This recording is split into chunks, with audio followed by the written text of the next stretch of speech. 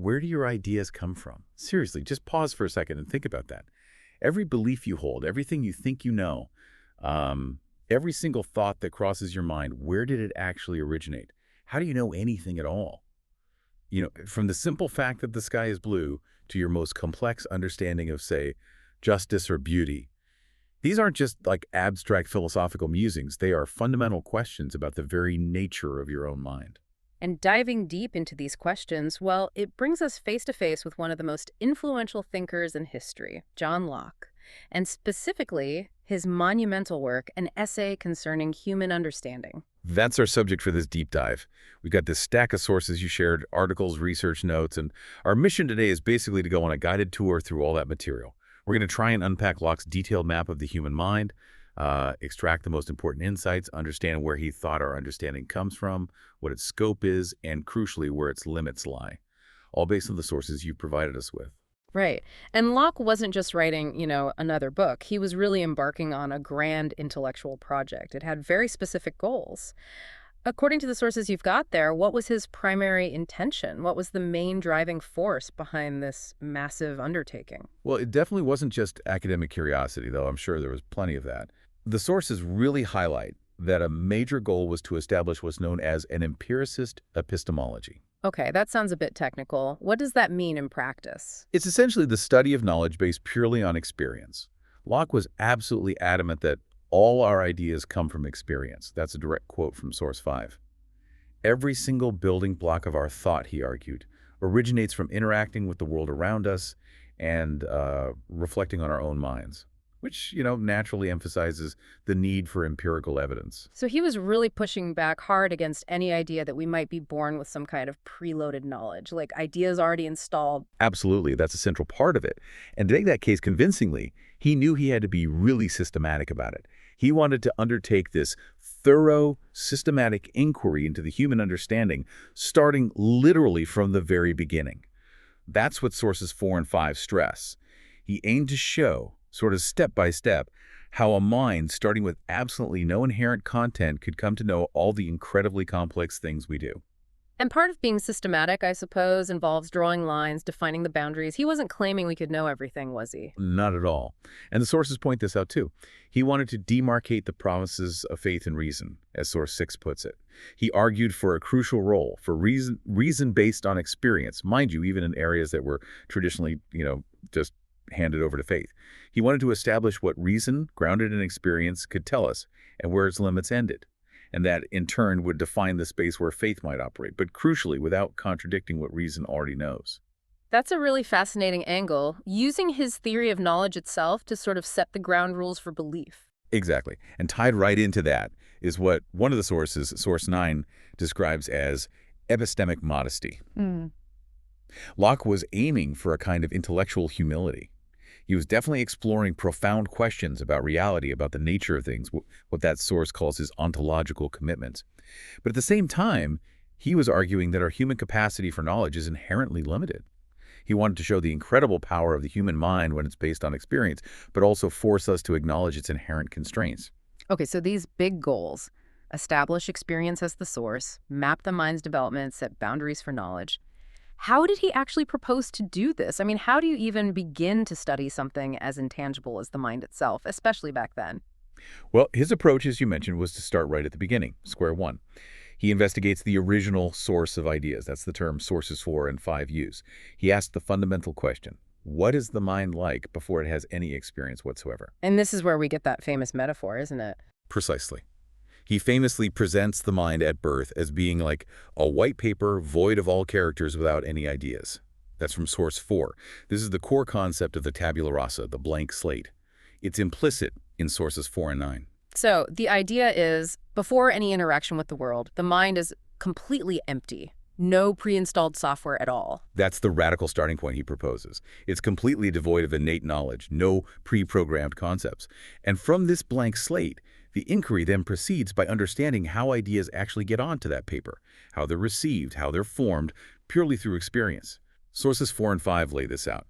He's effectively building up the entire structure of our thoughts and knowledge, piece by piece, based only on what comes in from the outside world through our senses or from our internal observation of our own minds. This idea of limits keeps cropping up. Why is it so important, not just philosophically, but practically, to understand what we cannot know, according to Locke? Well, understanding these limits, as the sources explain, is crucial because our knowledge is ultimately confined.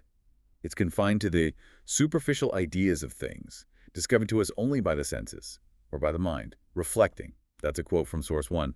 We simply have no knowledge beyond that. Right. Source 1 again. So we're fundamentally limited by our inputs, our two channels, sensing the world and reflecting on our minds. That's it. Exactly. And recognizing this fundamental limitation, Locke argued, is absolutely essential for intellectual humility.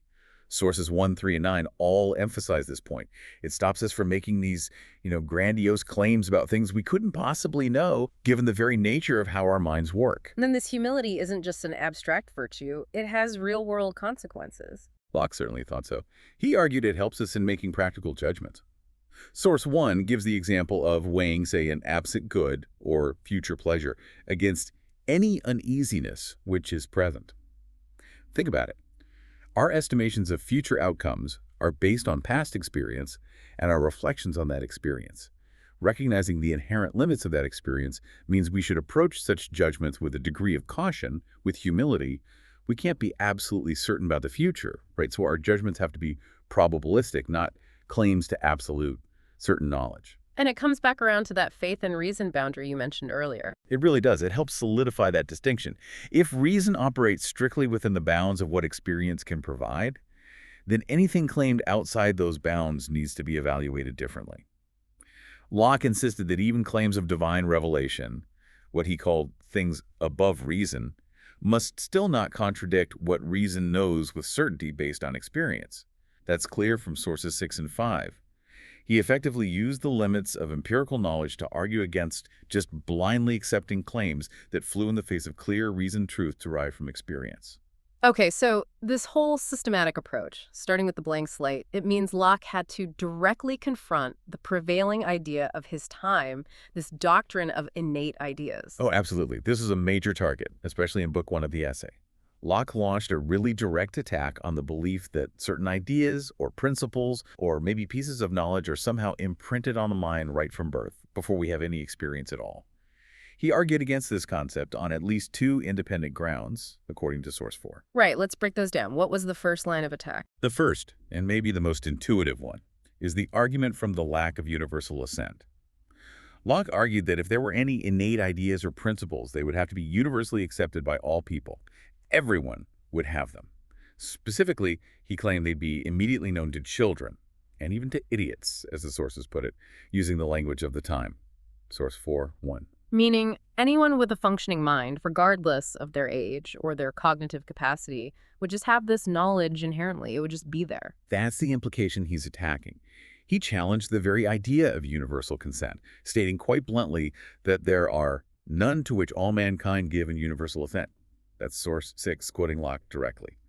He looked at examples that proponents of innate ideas often use, like basic logical maxims, things like that it is impossible for the same thing to be and not to be. Well, people generally agree with this, sure. But Locke argued they only assent as soon as heard and understood, which, crucially, doesn't prove innateness. Source 1. So the agreement comes after you understand the words and the concepts involved, not before, not something you're born with. Exactly. The understanding itself has to be acquired first, through experience and language. He even pointed out that the most general, abstract maxims, the very ones you might think most likely to be innate, are actually more remote from our first apprehensions. They take longer for a growing understanding to grasp and agree to. Source 1. This whole developmental process seems to contradict the idea of something being immediately present and known right from the start. Okay, that seems like a pretty strong case against universal assent. What was the second ground for his argument? The second argument, which Source 4 mentions, focuses specifically on the idea of God. Locke reasoned, look, if any idea were truly innate, the idea of God would surely be the strongest candidate, right? It's a concept central to so many societies, traditionally seen as fundamental. However, he pointed out, since there is not a universally agreed-upon notion of God, the idea of God cannot be innate. Source 4. Different cultures, different individuals, they have vastly different, sometimes even contradictory ideas about the nature and existence of God. If the idea were innate, shouldn't it be basically the same, or at least universally present in some consistent form? So the sheer diversity of religious beliefs, or even the existence of atheism, serves as evidence against the idea of God being innate in our minds. That's precisely his line of reasoning. Now, Source 6 does note that the strict logical form of his argument against innate principles, it goes something like, there are no principles everyone assents to. If everyone assents to P, then P is innate. Therefore, there are no innate principles. Well, logicians could potentially pick that apart, but it definitely captures the core of his strong anti-innatist stance. Right, and the systematic dismantling of innate ideas, it clears the path, doesn't it? It makes way for the tabula rasa. Exactly. It leaves the stage clear for his central metaphor. The mind at birth truly is, for Locke, that white paper void of all characters without any ideas. Source 4. It's the blank slate we talked about, Source 4:9. It's such a powerful image. It feels incredibly liberating in one sense, but maybe also a little daunting. It is powerful. And it's crucial because it fundamentally redirects the search for the origin of all our mental content. It asserts that all ideas, absolutely everything in our minds, must originate externally from experience, Source 4:5. The mind isn't some kind of vault holding pre-existing knowledge. It's an active processor that has to build everything it knows from its interactions with the world. Okay, so if there's nothing innate, nothing pre-installed, what does this blank slate imply about how we acquire not just factual knowledge, but also our beliefs, our values, our very understanding of ourselves and other people? What it implies that all of it, our knowledge, our beliefs, our values, our desires, our fears, you name it, it must all come through experience, not some divine natural light, Source 4. None of it is just given to us at birth. It's all acquired, built up over our entire lifetime through every sensation we have, every interaction, every single moment of reflection. It places immense importance, therefore, on things like environment, education, and our personal history in shaping who we become and what we end up believing. Which leads us perfectly into the core of Locke's positive account. If all ideas come from experience, what exactly are the sources of that experience? He must define them. He does, very clearly.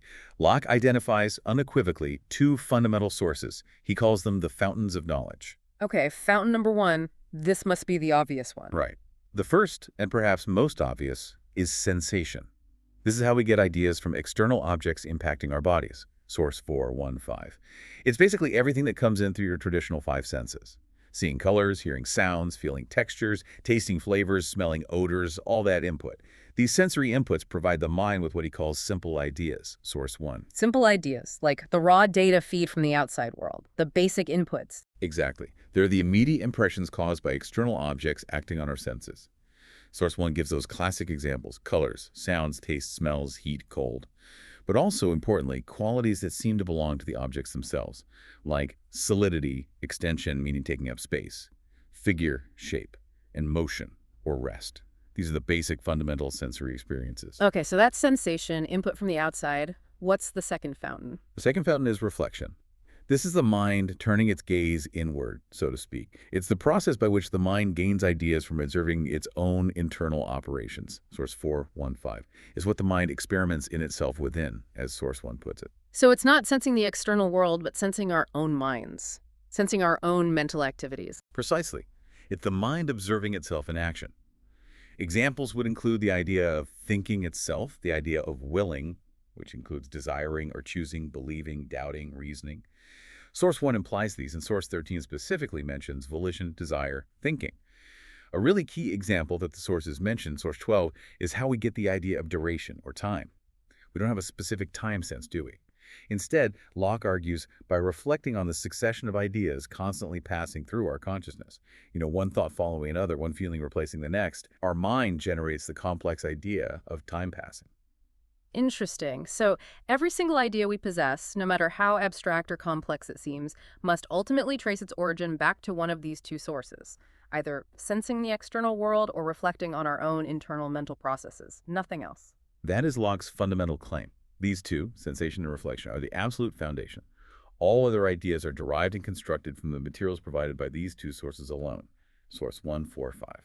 And the most basic units in this whole system are these simple ideas you mentioned. What exactly defines a simple idea for Locke? Right. Simple ideas are the absolute bedrock. They are the basic, uncompounded elements of experience. Importantly, they are received passively by the mind. Source 6 implies this. The mind doesn't actively create them or combine anything to get them. It just receives them as direct impressions from either sensation or reflection. Like just experiencing the raw sensation of blue or the internal feeling of pain. You don't construct those? Exactly. You don't mentally break down the raw experience of blue into anything simpler. They are considered indivisible into further distinct ideas. Source 9 mentions there's some philosophical debate about this, but notes this is the common reading, and Source 1 implies they are less abstract than complex ideas.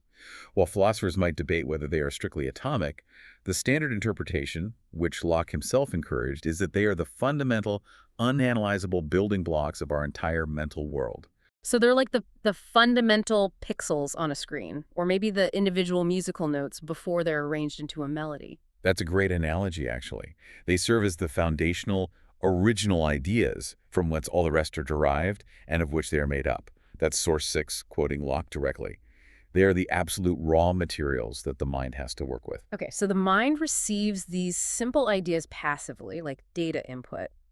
But it doesn't just stay passive, does it? This must be where the mind's active role comes in, taking these simple units and building something more complex. Exactly right. The mind isn't just a passive receiver, it's an active constructor. It takes the simple ideas it receives through sensation and reflection and actively operates on them. Source 12 explicitly lists the key operations. The mind can combine, compare, and abstract simple ideas to form complex ideas. Uh-huh. So this is where the blank slate starts to get filled with more elaborate structures, more complex thoughts. Precisely. The mind actively builds its more sophisticated understanding of the world and of itself, using these basic components provided by sensation and reflection. And Locke identified three main types of complex ideas that the mind forms through these operations: modes, substances, and relations. Okay, let's tackle those one by one. Let's start by unpacking modes. What are they? Modes are complex ideas that don't represent independent things existing entirely on their own. Instead, they're seen as dependences on or affections of substances, Source 1.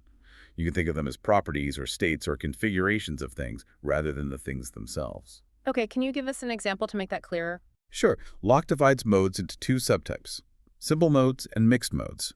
Simple modes are variations or combinations of just a single simple idea. For instance, our idea of space or distance. It's built by combining simple ideas of length. Maybe you get the idea of an inch from sensation. You combine that idea over and over in your mind, and you get the idea of a foot, a yard, a mile. Even the idea of infinity for Locke is a kind of simple mode. He saw it as a confused idea formed by the mind, just endlessly repeating the idea of adding parts to space or number, Source 1, and duration, or time, as we discussed before, is also a simple mode, built from reflecting on the succession of simple ideas in our consciousness, Source 12. Okay, so that's taking one basic building block idea and just repeating it or varying it in some way. Right. What about mixed modes then? Mixed modes are, well, more mixed. They're combinations of simple ideas that come from different sources, maybe some from sensation, some from reflection, all put together by the mind to form a single complex idea. These often correspond to a single word in our language, but the idea itself doesn't necessarily exist as a single unified thing out there in the world. It represents a conjunction of ideas the mind conceives together. Examples he gives include beauty, maybe combining simple ideas of shape, color, proportion from sensation, plus perhaps ideas of pleasure derived from reflection. Or think about gratitude that combines ideas of a benefit received, sensation reflection, a feeling of thankfulness, reflection, maybe an intention to return the favor, reflection. Or theft, combining ideas of property, the act of taking, sensation, lack of consent, perhaps the idea of wrongful intent, reflection. Source 1 mentions these kinds of examples, and importantly for mixed modes, Locke argues that the real essence is the same as the nominal essence, Source 6. The complex idea itself defines what the mode is. There isn't some underlying unknown physical structure that causes theft in the way there might be for gold. Right, so theft isn't a physical object you can point to. It's a concept the mind constructs by bundling together various simpler ideas related to actions, property, and states of mind. Exactly. Okay, moving on. The second main type of complex idea is substances. These are the ideas we have of particular distinct things that we typically believe exist independently out there in the world. Things like a specific man, a horse, a piece of gold, or even, for Locke, the idea of God. Source 1. So these are the objects we encounter, the things we interact with and sense directly. Pretty much. Our ideas of substances are formed by the mind, combining collections of simple ideas that we observe consistently appearing together in our experience. Locke says these collections of simple ideas are thus united in one common substratum, source 1.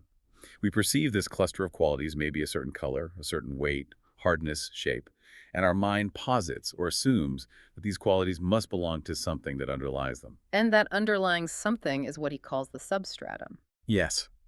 Locke uses this concept of a substratum, but he's quite clear it's the supposed yet ultimately unknown supportive qualities. Source 1, source 6, source 9. We can't really conceive of qualities like yellow or heavy just existing on their own, floating free, nor can we conceive of one quality existing in another quality, like yellowness being in heaviness. So our mind naturally assumes there must be some underlying it, some substance that supports these qualities, or in which they inhere. However, Locke himself noted, and the sources point this out clearly, that this idea of a substratum is pretty obscure. It doesn't actually explain anything about why the qualities are there or how they relate to this mysterious unknown support, source 6. It functions more like a placeholder for our ignorance about the true fundamental nature of things. Okay, so when I see something yellow, shiny, heavy, and malleable, my mind bundles those simple ideas together and assumes there's some core thing underneath them all that is gold, even if I can't directly sense that core thing itself. That's precisely the picture. And this leads directly into another crucial distinction Locke makes, specifically for substances, the difference between the nominal essence and the real essence. The nominal essence is the complex idea we form of a substance based entirely on its observable qualities, like our idea of gold being defined by its yellowness, its weight, its malleability, and so on. This is the idea we use to name and classify things in the world. Source 169. The real essence, on the other hand, is the underlying actual constitution of the thing itself that causes those observable qualities we perceive. For gold, this would be its atomic structure, how those atoms interact to produce yellowness and malleability, source 169. And for substances, Locke insists these two essences are distinct. We can know the nominal essence, the collection of observable properties, but we generally do not know the real essence, the underlying cause of those properties, through our limited tools of sensation and reflection. So I know what gold looks like and acts like that's the nominal essence, but I don't know, just from sensing it or reflecting on my ideas of it, why it's yellow or why it's malleable at a fundamental micro level, that real essence remains hidden. Exactly. The real essence remains largely unknown to us, accessible perhaps as science eventually, but not directly through our basic experience. Okay. Finally, the third main type of complex idea Locke discusses is relations. These are ideas that arise not from bundling qualities together, but when the mind compares one idea to another, or considers how different ideas stand in relation to each other. Source 1, source 6. So this isn't about combining ideas into an object or a configuration, but specifically about seeing the connection between different ideas. Yes, it's formed by the mind's specific operation of comparing. Source 12. Examples include things like the idea of infinity, which Locke saw as a relation of magnitude when applied endlessly to numbers or space. Source 1. The relation of father only makes sense when compared to the idea of son or daughter. Source 6. You can't have one without the other. The crucial relation of cause and effect arises when we observe one event consistently following another and compare them. Source 1.3. Or even simple ideas like identity, comparing an idea to itself over time, and diversity, comparing two ideas and perceiving they are different. Right. This whole intricate structure modes, substances, relations, it's all built, ultimately, from those simple ideas received through sensation and reflection. And when we talk specifically about those simple ideas coming from sensation, Locke's distinction between primary and secondary qualities is absolutely vital for understanding his theory of perception, isn't it? Oh, absolutely. This is a real cornerstone of his empiricism, and it also became a major point of philosophical debate later on. So primary qualities, according to Locke, are qualities that are inherent in the object itself. They exist in the object independently of whether anyone is perceiving it or not. He considered them inseparable from the object, no matter what state it's in. And crucially, Locke believed that the ideas we have of these primary qualities actually resemble something real in the object itself. His examples are things like solidity, the property of occupying space and being impenetrable; extension, having size or volume; figure, its shape; motion or rest, its state of movement; and number, being one object or many. Sources 1 and 6 list these. He argued that a physical body produces sensations in us, specifically by reason of its insensible primary qualities, meaning the micro-level structure. Source 6 quoting Locke. For instance, the shape of this table is a primary quality. is part of the table itself, inherent in it. Okay, so the table's shape, its size, whether it's moving those properties, exist in the table, whether I'm looking at it, feeling it or not. They belong to the table. Precisely. Now, secondary qualities are fundamentally different. They are not inherent in the object itself in the same way. Instead, Locke defines them as powers in objects to produce sensations in us, source 1, source 6. These powers operate through the object's primary qualities interacting with our sensory organs. And here's the critical point. The ideas of secondary qualities that are produced in our minds, like the sensation of red or sweet, do not resemble anything actually in the objects themselves, source 1, source 6. They're merely the effects, the powers to produce ideas in us, source 6. So things like the table's color, or its temperature if I touch it, or the sound it makes if I knock on it. Exactly. The redness of an apple, the sound of a bell, the taste of sugar, the smell of a rose, the feeling of heat or cold, these are all secondary qualities for Locke. The apple isn't inherently red in the same way that it's inherently round, which is a figure, a primary quality. Rather, the apple has a certain surface texture and chemical composition, its primary qualities at a micro level, that interact with light waves and then your visual system to produce the sensation or idea of red in your mind.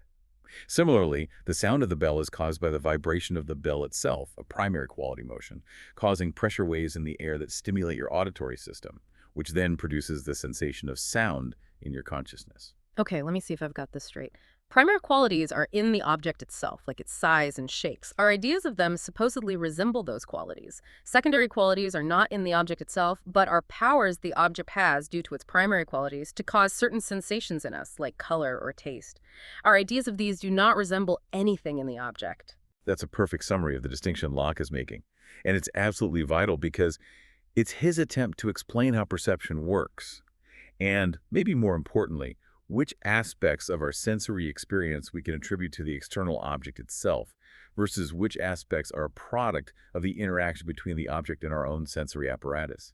He's trying to separate the supposedly objective features of the world, primary qualities, from the subjective ways we experience them, secondary qualities. It seems intuitive on the surface, but I know this distinction didn't exactly go unchallenged. It became a major point of contention later on, didn't it? It really did.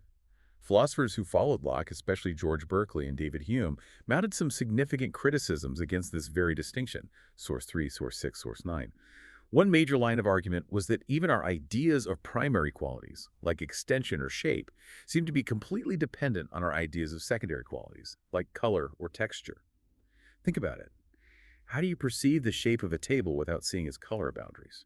Or how do you perceive its solidity without feeling its texture and temperature? That's a good point. So, if my idea of red doesn't resemble anything actually in the apple, but my idea of the apple's shape seems to rely entirely on seeing where the red part stops, how can I be so sure that my idea of the shape does accurately resemble something real in the apple? Maybe shape is just as mind-dependent as color. Exactly. That's the kind of skeptical worry this line of argument pushes towards, particularly as emphasized by Hume. If all we ever directly perceive are our own ideas, this is sometimes called the veil of ideas problem, and even the ideas of supposedly objective primary qualities seem inextricably tangled up with subjective secondary ones. Well, how can we ever know with certainty that any of our ideas accurately reflect the external objects themselves? This criticism, in some interpretations, seems to leave us only with an unknown, inexplicable something as the presumed cause of our ideas, rather than giving us reliable knowledge of the external world as it truly is. Source 3. Okay, so it's a really powerful distinction, but one that opens up some deep philosophical questions about our connection to reality. All right, so we have all these ideas in our minds, built up from simple sensations and reflections, combined actively by the mind into complex modes, substances, and relations. But just having ideas isn't the same thing as having knowledge. How did Locke actually define knowledge itself? What does it mean to know something? Locke provided a very precise definition, particularly in Book 4 of the essay. He stated quite clearly that knowledge is nothing but the perception of the connection and agreement or disagreement and repugnancy of any of our ideas. Source 1, Book 4. Okay, so knowledge isn't about the ideas themselves, but about seeing how our ideas relate to each other, whether they fit together consistently or whether they contradict each other. Precisely. Where this perception of agreement or disagreement exists clearly and certainly in the mind, that, for Locke, is knowledge. Where that clear perception is absent, he says, we can only fancy, guess, or believe. Source 1. It's this clear perception of the relationship between ideas that makes the mind assent to a proposition as being true. Source 6. Certainty, in Locke's view, is absolutely tied to this successful, clear perception of agreement or disagreement among our ideas. Does that mean all knowledge is equally certain? Or are there different levels? Not for Locke. He very carefully distinguished between different degrees of knowledge based on how the mind perceives that agreement or disagreement between ideas. Right, starting with the highest degree, the most certain. The most certain is what he called intuitive knowledge. This is where the mind perceives the agreement or disagreement of ideas immediately and directly, without the intervention of any other ideas. Source 1, Book 4. There's no intermediate step, no reasoning required. You just grasp it instantly. Like knowing that A equals A, or that a bachelor is an unmarried man, or maybe what is. Yes, exactly like that. Examples Locke gives are knowing that black is not white, or that a circle is not a triangle. Source 1. As soon as you clearly have the ideas of black and white and you compare them, you intuitively grasp their disagreement. This is the most certain kind of knowledge possible for us humans. Okay, intuitive knowledge is immediate and certain. What's the next degree down? Next is demonstrative knowledge. This is also certain, according to Locke, but it's not immediate. It requires the mind to use intermediate ideas, or a series of proofs, to connect two ideas and perceive their agreement or disagreement indirectly. Source 1, Book 4. It takes mental effort. It requires pains and attention, as Source 6 puts it. So like following the steps in a geometry proof to show that the angles of a triangle add up to 180 degrees. You don't see it intuitively, but you can demonstrate it logically. Exactly. Mathematical proofs are the classic example here. Locke also believed we could demonstrate other things this way, like the existence of God, or even certain ethical or political propositions. Source 6 mentions examples like, where there is no property, there is no injustice, which he thought could be demonstrated through a chain of reasoning connecting the ideas of property and injustice. You arrive at certainty, but you have to work through the intermediate logical steps. Okay. Intuitive and demonstrative knowledge both provide certainty, one directly, one indirectly. What's the third degree? You mentioned it was the least certain. Right. The third and final degree is what Locke called sensitive knowledge. This degree concerns something slightly different: the existence of particular external objects that are currently acting on our senses. Source 1, Book 4. This is how we know, for example, that the chair you're sitting on or the microphone in front of me actually exists right now out there in the world. This one does feel like a bit of an outlier, doesn't it?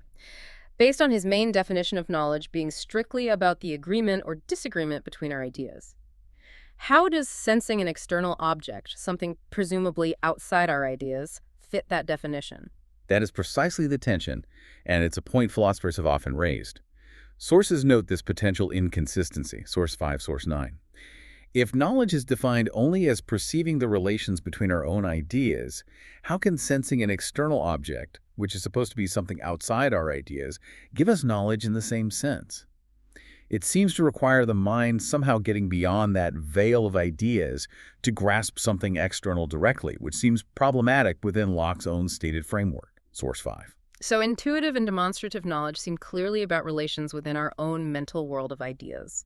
Sensitive knowledge, however, tries to give us certainty about the external world currently impinging on our senses, and that creates a potential philosophical sticking point for his system. That's certainly one way critics and interpreters have viewed it. It raises questions about consistency.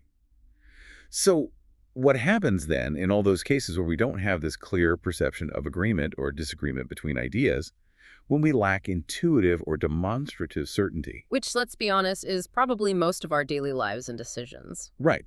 When we lack that certain knowledge, Locke says the mind engages in something different: judgment. Source 6.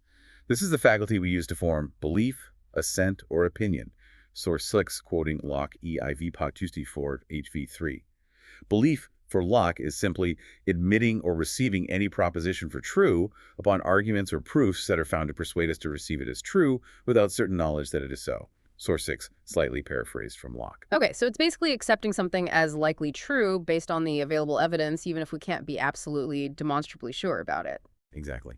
And Locke recognized that this isn't an all-or-nothing thing. There are degrees of assent, as the sources mention, ranging from full assurance and confidence quite down to conjecture, doubt, and distrust.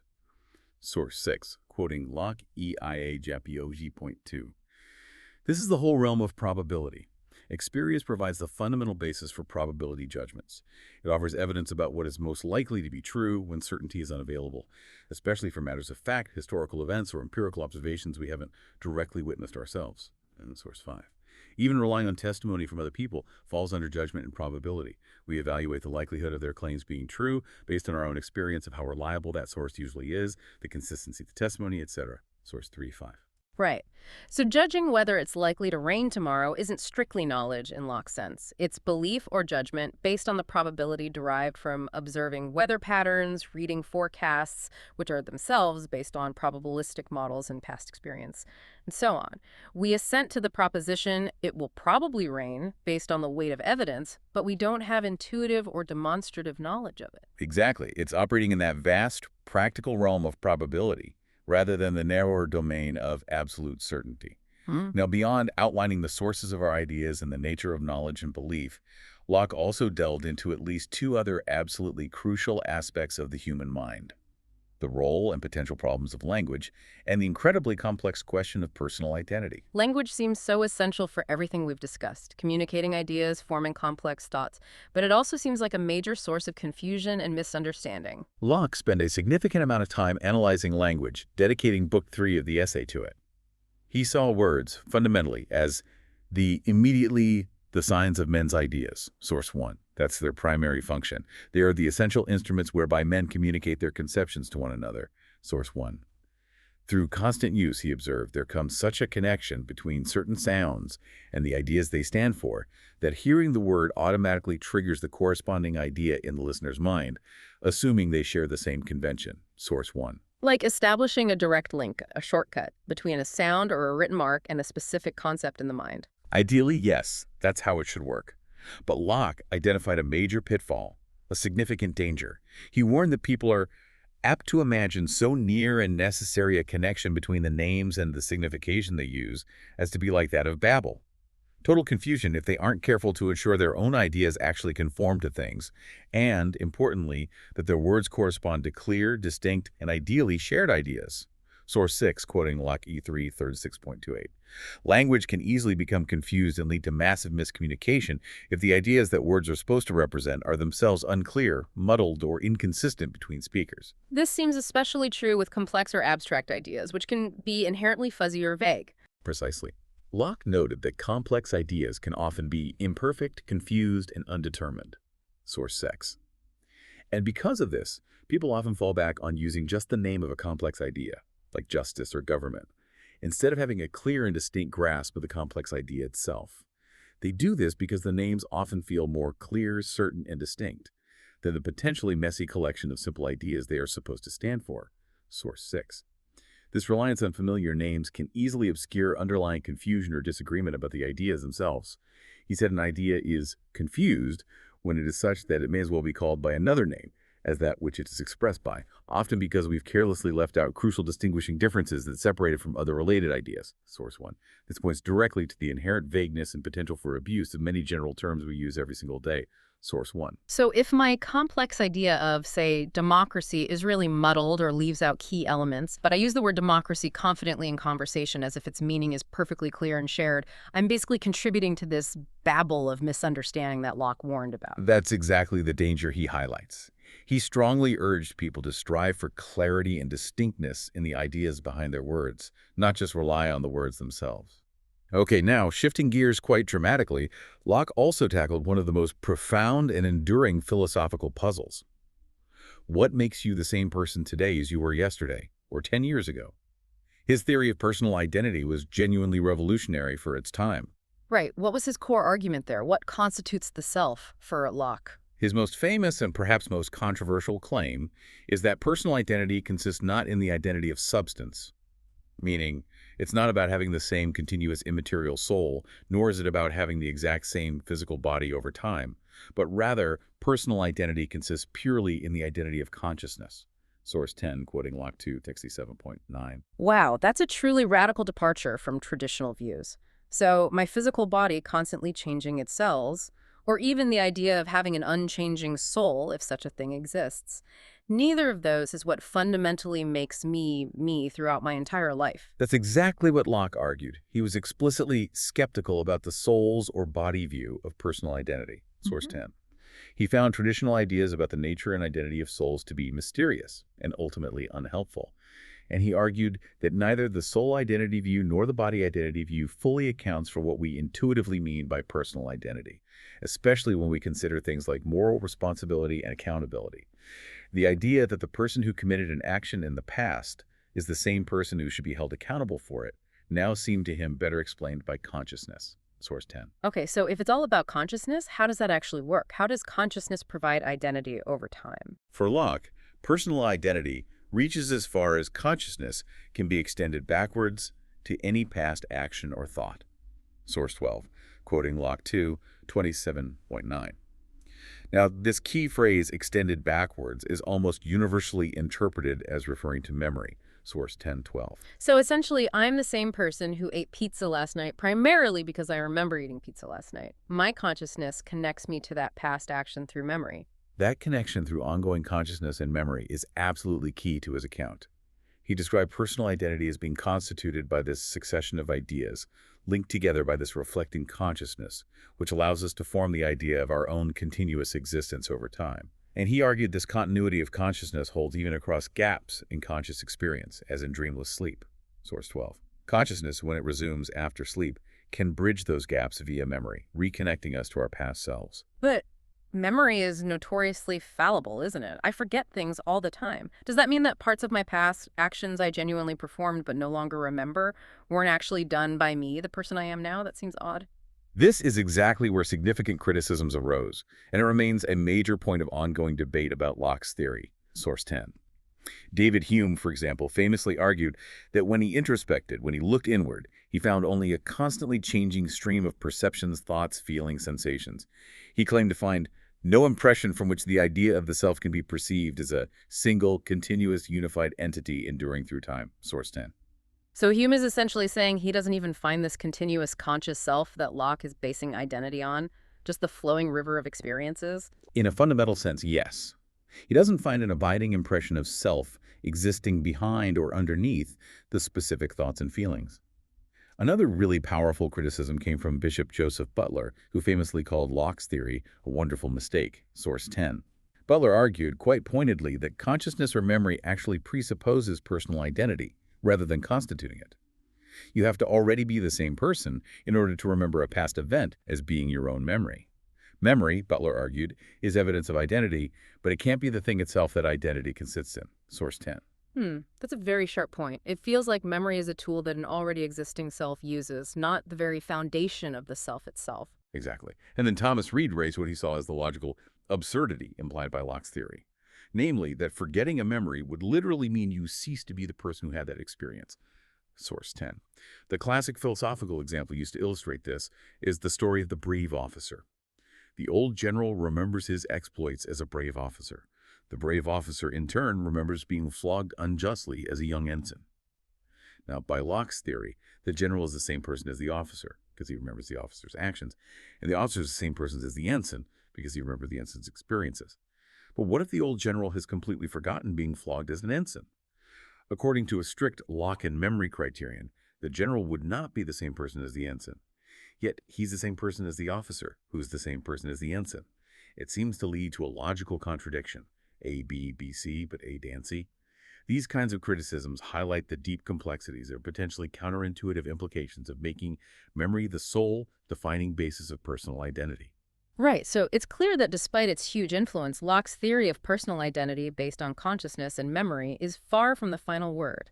It sparks centuries of debate that continue today, considering alternative or supplementary factors like physical continuity, psychological connectedness beyond just direct memory, and so on.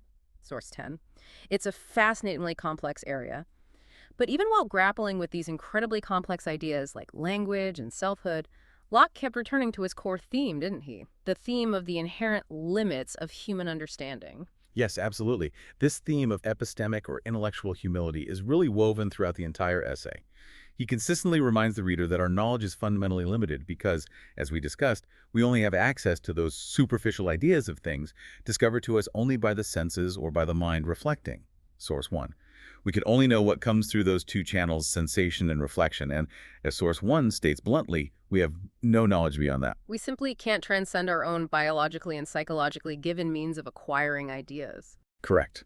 And therefore, Locke concludes, we cannot know the internal constitution and true nature of things, Source 1. As we talked about earlier with substances, we cannot know their real essence, that underlying microscopic structure or fundamental nature that produces the observable qualities we perceive through our senses, Source 1.6. And maybe even more fundamentally, we cannot know what quality or idea has a necessary connection with a real essence, of which we have no idea at all, Source 1. So we can observe repeatedly that fire is hot, but we can't know just by sensing fire or reflecting on the idea of heat why heat is necessarily and intrinsically connected to the underlying real essence of fire. We just see the correlation. Exactly. We observe correlations, constant conjunctions in our experience, but we don't grasp the necessary underlying causal links between specific properties and their ultimate causes, because those ultimate causes, those real essences, are hidden from our direct experiential tools of sensation and reflection. Because of all this, Locke strongly advocated for intellectual humility. He urged us to accept these limitations, Source 139. He suggested quite practically that we should focus our inquiries to such subjects as are best adapted to the narrow capacity of human understanding. Source 3. Essentially, don't waste time and intellectual energy trying to gain absolute certain knowledge about things that are fundamentally unknowable to a mind built like ours. Focus on what we can know through experience and reason. Given the sheer scope and ambition of these ideas, I mean, from the blank slate mind to the sources and limits of knowledge, the nature of the self, the pitfalls of language, it's really easy to see why Locke's essay is considered such a monumental, foundational work in philosophy. It truly is. Source 9 calls it a philosophical landmark, and that feels entirely appropriate. It didn't just contribute to the tradition of British empiricism, it effectively cemented Locke's position as one of the founders of that entire influential school of thought, Source 5. And its influence wasn't just confined to academic philosophy departments, was it? It spread much wider. Oh, absolutely. It profoundly influenced the major empiricist philosophers who came after him, like George Berkeley and David Hume. Both of them built upon his work, but also reacted very strongly against certain aspects of it, pushing empiricism in new directions, Source 569. Even continental rationalist philosophers, like Immanuel Kant, acknowledged that they had to grapple seriously with Locke's framework and the challenges he posed, Source 6. The essay fundamentally shaped the trajectory of empirical philosophy in the 19th and 20th centuries, Source 6. It also seems deeply connected to the scientific revolution that was happening around the same time. Did it support that movement? Critically so.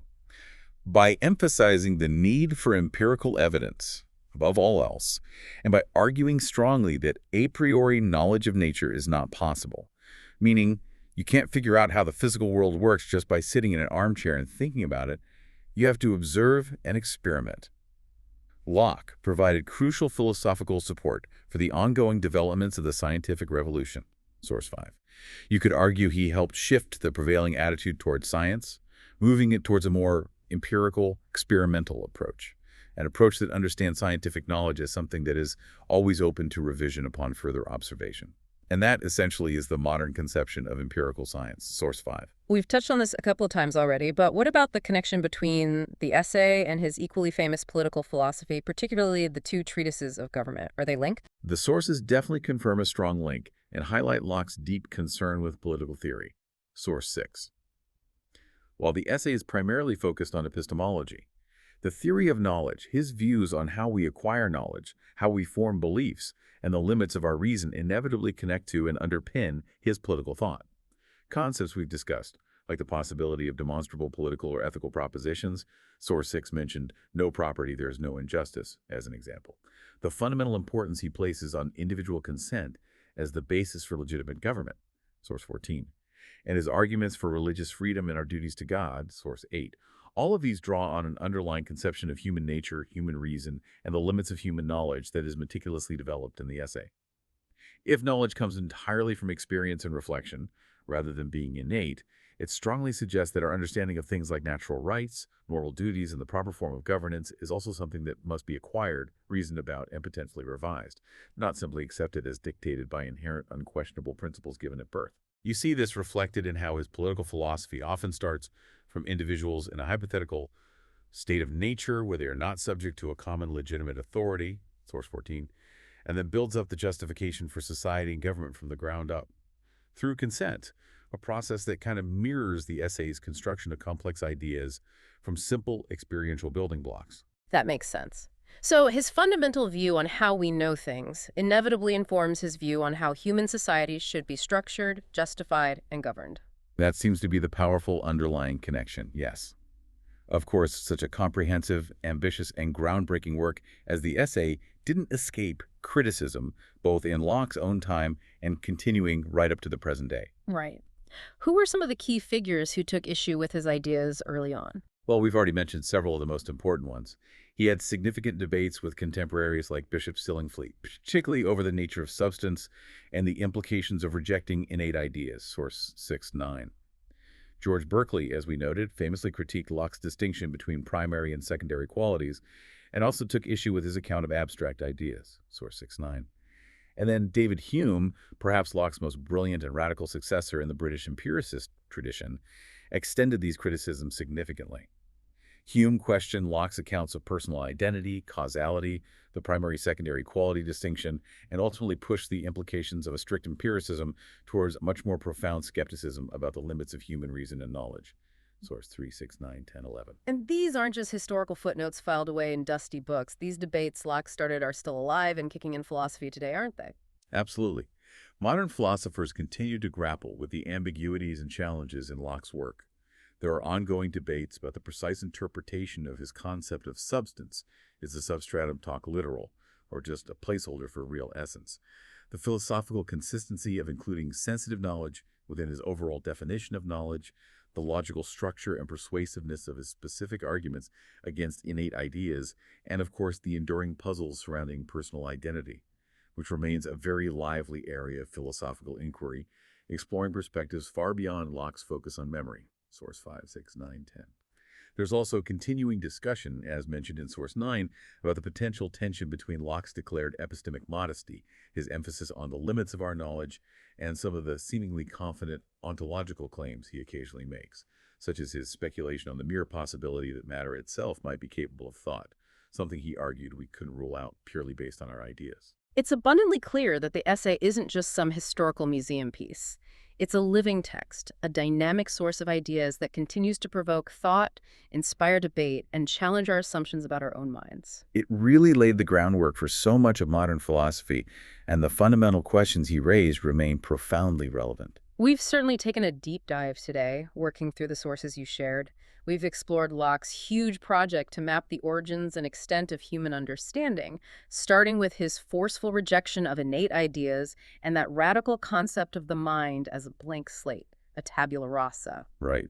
Then we looked at the two fundamental sources he identified for all our ideas: sensation, from the external world, and reflection from our internal mental operations.